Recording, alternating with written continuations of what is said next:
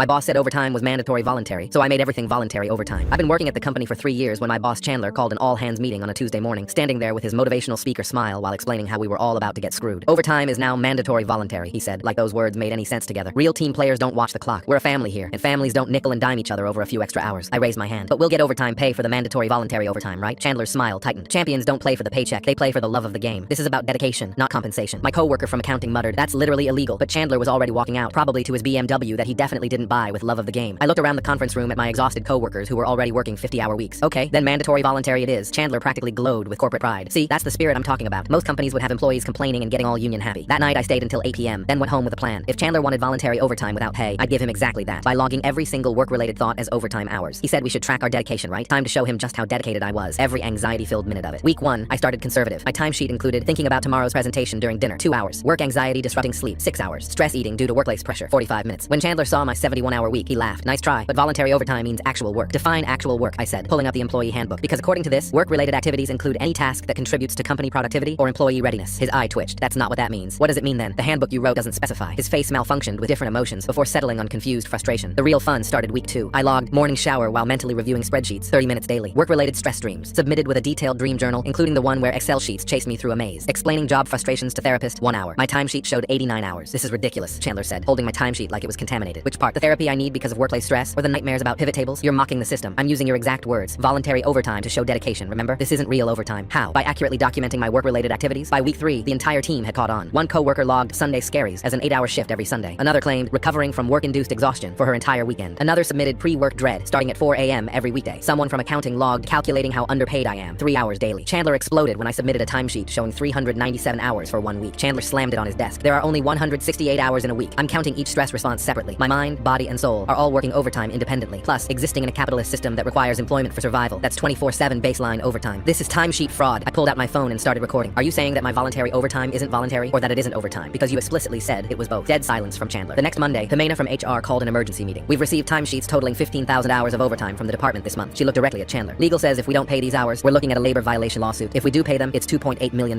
Chandler tried damage control. They're being ridiculous on purpose. By following your voluntary overtime policy, Jennifer held up Chandler's email. The one you put in writing? Tom raised his hand. I have a sleep app that shows my REM cycles. Cross-reference that with my dream journal, and you'll see I'm actually underreporting. Jennifer's eyes started twitching, matching Chandler's. That afternoon, Chandler sent out a new email. Effective immediately, all overtime must be pre-approved and will be compensated at time and a half rates. It seemed like he couldn't handle paying my new salary after all.